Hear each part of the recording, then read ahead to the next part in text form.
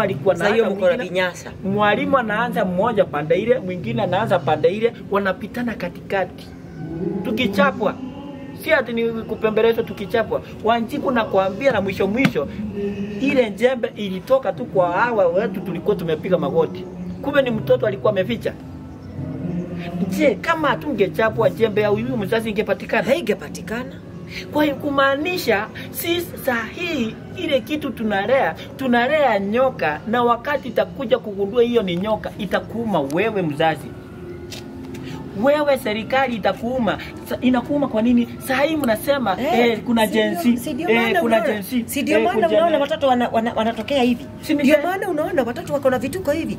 Kwa sababu mtoto wewe hutaki afuzwe adabu.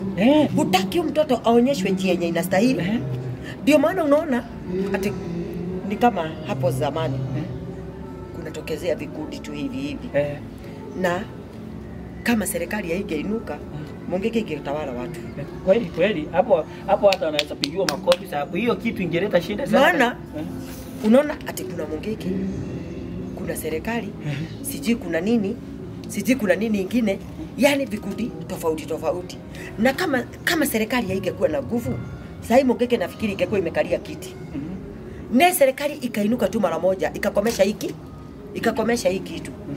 Sisi tusipolea watoto wetu na jenye inastahili, na kwambia huyo mtoto atakutoa masho nyaga. Sasa hii siku nzuri Wanjiku. Atakungua masho. Wanjiku nakumbuka hata wacha tusome ya sahihi na ya kale. Wakati nilikuwa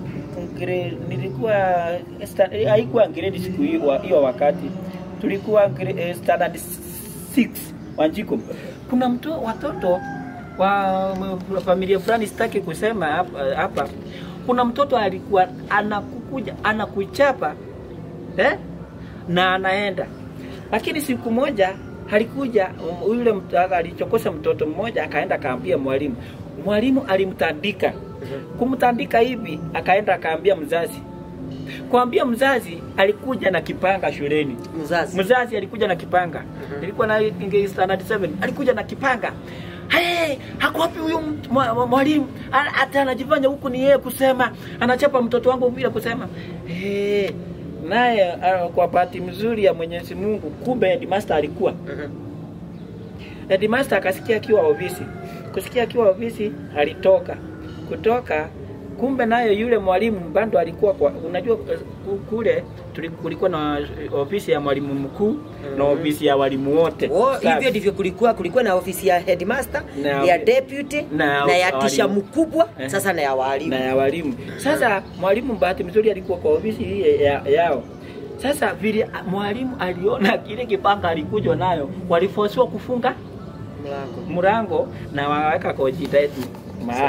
Headmaster akatoka akakuja akapata mama wewe yani wewe unapea mwalimu ruhusa anachapa watoto wangu vile mtoto wako amechapwa kwa nini sijui anasema alichokozana mwalimu mtoto mwingine na akamchapa ni mtoto. Kwa hivyo ni mtoto wako alichapa mwingine, walichapana mtoto mwingine. Unajua alisema aje? Nashukuru huyo mwalimu alikuwa na hekima ya juu kama ya Sulaiman. Anaitangwa Sulaiman ama Solomon? Ni Solomon ya Sulaiman. Yote ni kitu moja. Nashukuru huyu mwalimu alikuwa na hekima kama ya Sulaiman. Alifanya nini? Alisema huyo mtoto wako ni class gani? Grade 4. Akaitwa. Sio memwita. Ni huyu mtoto mwingine wako ako grade 1 ako standard 1 akaitwa. Wako mwingine ako standard 1 akasema grade standard 8 akaitwa. Alikuwa na watoto 4 wote wakawekwa hapo. Akaambia huyu mzazi aidha uchague mambo mawili. Kitu ya kwanza sitakupea transfer. Sitakupea nini? Transfer. Ya pili aidha uchukue watoto wako uende nao nyumbani sababu mwalimu hatamfikia. Uende ukae na wao ndio wasiguswe na mwalimu. Ya tatu nimekupea wiki mzima. Monday, Tuesday, Wednesday, Thursday na Friday. Kila asubuhi nataka mitungi 4 ya maji na unamwaga hapa rent. Kama ni wewe ungechukua nini? Uenda na watoto ama umwage maji? Ninamwaga maji. Nashukuru Mungu sababu hata yeye ni kama aliona hapa kimeumana.